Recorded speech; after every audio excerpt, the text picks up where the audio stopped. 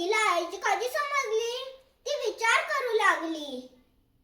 मग ती म्हणाली, तिला एक युक्ती सुचली. ती मग म्हणाली, ए आई, हा घे तू जादूचा मोठा भोपळा, तू याच्यात बसून जा, म्हणजे तुला कोणी बघणारच नाही.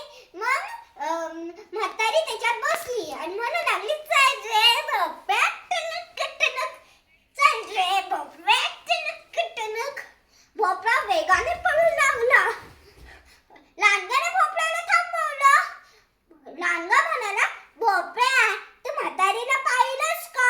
भोपळ्यातून म्हातारी म्हणाली, म्हातारी बितारी मला नाही ठाऊक, चल रे भोपळा टणक टणक. भोपळा वेगाने पळू लागला. रिटर्न. वाघाने भोपळ्याला थांबवलं. वाघ म्हणाला भोपळ्यात, वाघ म्हणाला, ए भोपळ्या, तू म्हातारीला पाहिलंस का?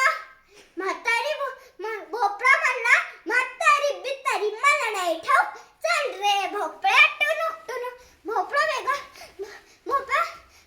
लांडगा. वाघ म्हणाला, भोपळा वेगाने पळू लागला.